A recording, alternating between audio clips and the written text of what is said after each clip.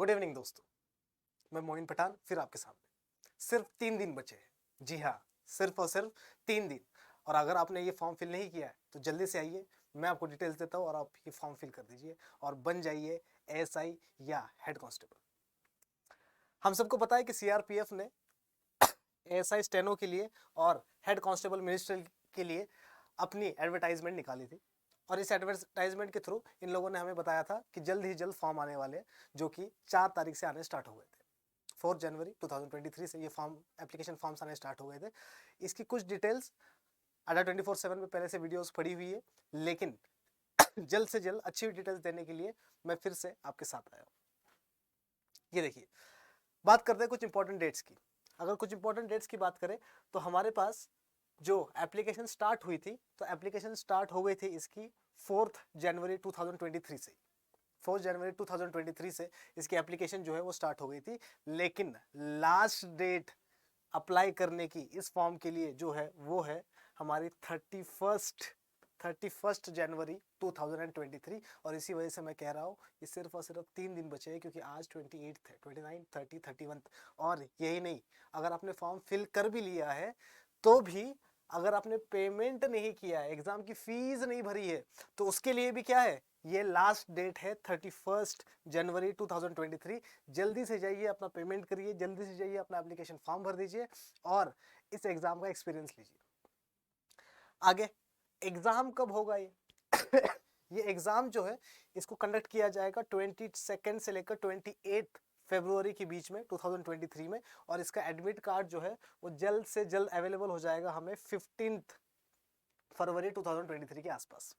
ठीक है, आगे देखते हैं क्या बता रहा है हमें ये। नेक्स्ट, अगर हम लोग बात करें एज लिमिट की कि कौन कौन बंदे इस एग्जाम को दे सकते हैं, तो एज लिमिट की अगर बात करें तो इस एग्जाम को देने के लिए जो मिनिमम एज है हमारे पास वो है 18 ईयर्स की। 18 ईयर्स का बंदा जो 12th ग्रेजुएट है वो क्या कर सकता है इस एग्जाम को दे सकता है। मैक्सिमम एज कितनी है इसकी? मैक्सिमम एज है 28 ईयर्स। ठीक है, तो 18 साल से लेकर 28 साल तक का ओपन कंपटीशन है ये। जिसको भी एएसआई स्टेनो बनना है या जिसको भी हेड कांस्टेबल बनना है, उसके लिए बहुत इंपॉर्टेंट नोटिफिकेशन है ये वाला। जिसने फॉर्म नहीं फिल किया अभी के अभी जाकर फॉर्म फिल कर लीजिए। एज रिलैक्सेशन की अगर बात करें तो अलग अलग कैटेगरी वाइज अलग अलग एज रिलैक्सेशन है, क्योंकि मेरा वीडियो शॉर्ट है इस वजह से मैंने इसमें इंक्लूड नहीं किया। जिसको भी एज रिलैक्सेशन के बारे में एक्स्ट्रा नॉलेज चाहिए वो जाकर इसकी नोटिफिकेशन खोल सकता है।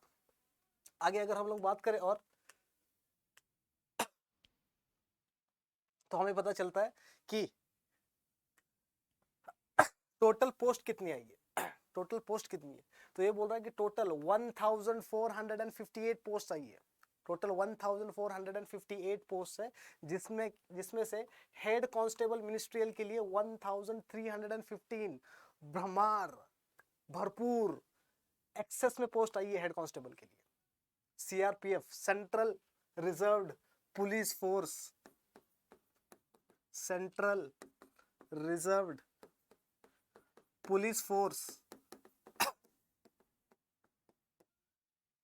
ने भरपूर इस बार वैकेंसीज निकाली है और हेड कांस्टेबल मिनिस्ट्री के लिए 1315 पोस्ट आ गई है।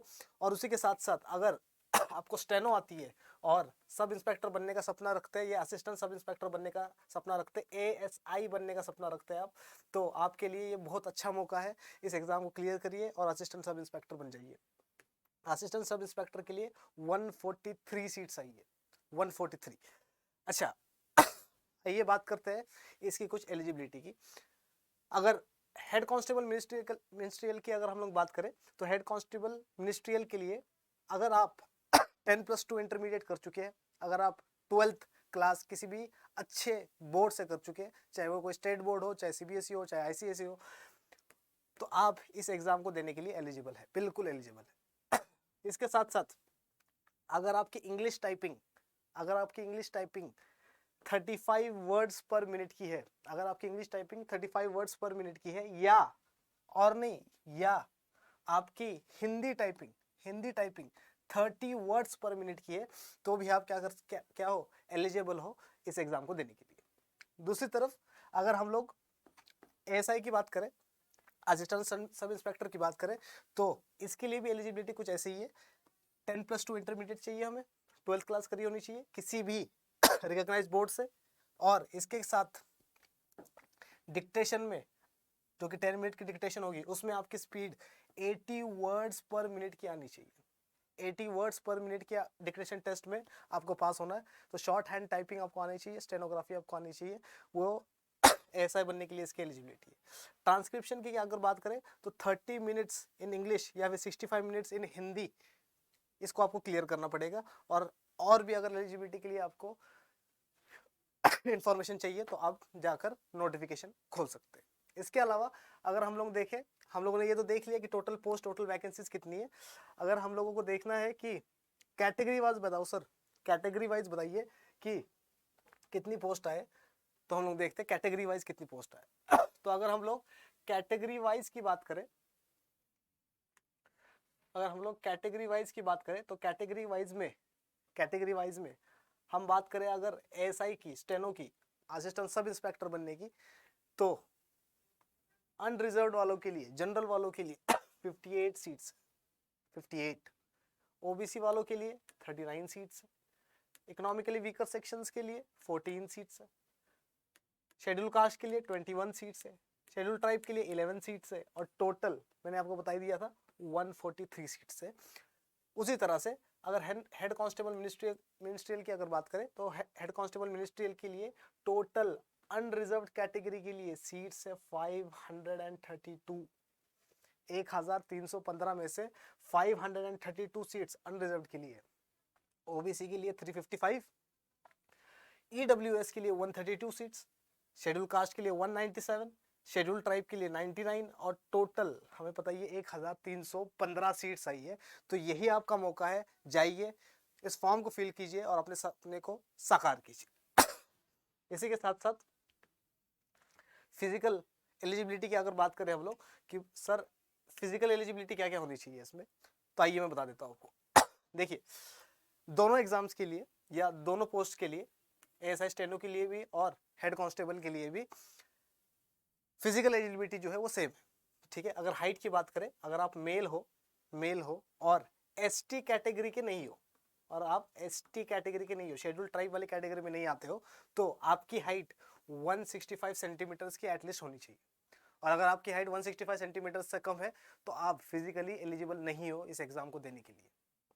दूसरी तरफ अगर आप एसटी कैटेगरी को बिलोंग करते हो, अगर आप मेल हो और एसटी कैटेगरी को बिलोंग करते हो, तो आपकी हाइट कम से कम 162.5 सेंटीमीटर्स की होनी चाहिए। इससे कम अगर आपकी हाइट है तो आप लोग भी एलिजिबल नहीं हो। होप करता हूँ कि आप सबकी हाइट जो है इससे ज्यादा हो। दूसरी तरफ दूसरा क्या है हमारे पास, चेस्ट हाइट तो हम लोगों ने देख लिया है ना। बाकी सारी कैटेगरीज के लिए 165, एसटी कैटेगरी के लिए 162.5। चेस्ट की बात करते हैं, अगर आप मेल हो और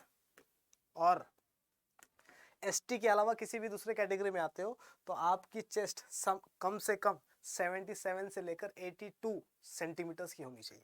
और अगर आप एसटी कैटेगरी को बिलोंग करते हो तो आपकी चेस्ट कम से कम 76.81 सेंटीमीटर्स की होनी चाहिए, ठीक है। तो ये क्राइटेरिया है मेल्स के लिए।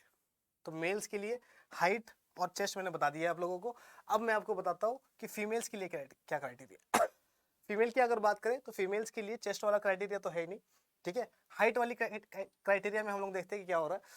हाइट वाले क्राइटेरिया में जो एसटी के अलावा जितनी भी फीमेल्स है, ऐसी फीमेल जो शेड्यूल ट्राइब में नहीं आती है, उसके अलावा जितनी भी फीमेल्स है, उन सब की हाइट एटलीस्ट 155 सेंटीमीटर्स होनी चाहिए। 155 सेंटीमीटर्स के ऊपर जिन लोगों की भी हाइट है वो फिजिकली एलिजिबल है, ये एग्जाम दे सकते हो, एग्जाम क्लियर कर सकते हो।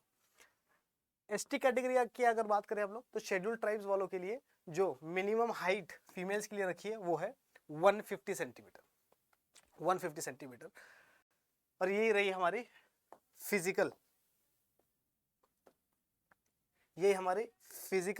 आइडेंटिटी थी।